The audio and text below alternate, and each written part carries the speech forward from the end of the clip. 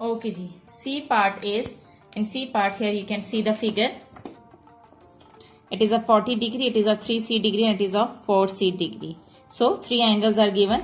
So sum of angles of a triangle is equal to 180 degree.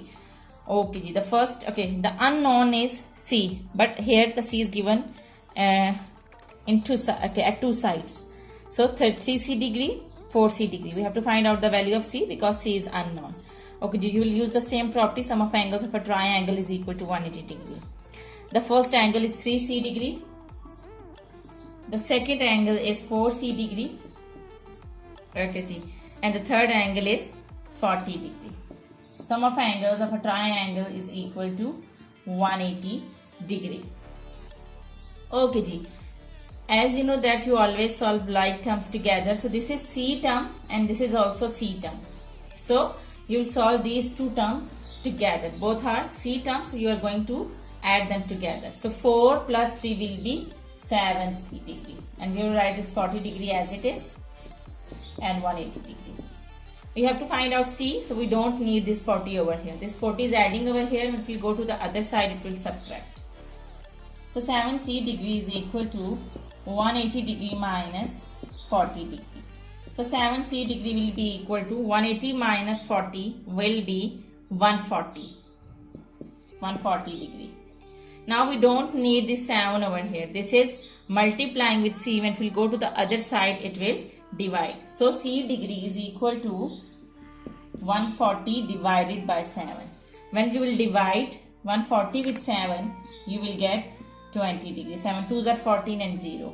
So C degree is equal to 20 degree. So the value of C is 20. I hope that this is clear to you. This was part C. Okay ji. Now I'm going to explain you part D. Okay ji, part D. Three angles are given and the unknown is D. We have to find out the value of D. And the three angles are D degree, 4D degree and 3D degree. So D degree, the first angle is D degree. The second angle is 4D degree. And the third angle is 3D degree. And you know that sum of angles of a triangle is equal to 180 degree. All three are like terms. Here you can see that all three terms are having D as a variable. This D and this D. Here there is no coefficient over here. So remember that whenever there is no coefficient with the variable, a single variable is having 1 as a coefficient. So it means that the value, the coefficient over here is 1. So you can write 1 over here. Okay ji. Now you have to add all these three terms. You have to solve all these three terms together and these are adding. So add them.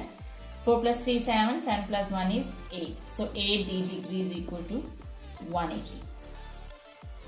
Now we have to find out the value of D. So this 8 is multiplying with D. When it will go to the other side, it will divide. So D degree is equal to 180 degree over 8. So when you will divide 180 with 8, you will get 180 divided by 8. You will get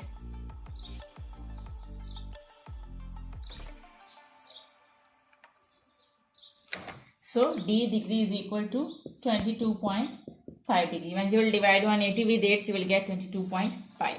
So this is your answer. Okay ji. Now in E part, let's come to E part.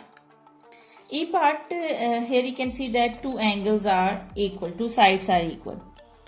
In E part, two sides are equal and it means that two angles are also equal. The figure is like this, and here can you see these two lines? It means that these two sides are equal. So it means that their angles are also equal. If this is 62 degree, it means that the other angle is also 62 degree. As these two sides are equal, so their angles are also equal. If this is 62 degree, it means the angle over here is also 62 degree, because this is an isosceles triangle. An isosceles triangle is a triangle which has two equal sides. So these two sides are equal and their angles are also equal. And the third angle is given, which is E degree. So now, and this is A, C and B. You know that sum of angles of a triangle is equal to 180 degree. So sum of angles, the first angle is 62, the other angle is also 62 and the third angle is E. The unknown is E. We have to find out the value of E. This 62 is adding over here. So add 62 with 62, you will get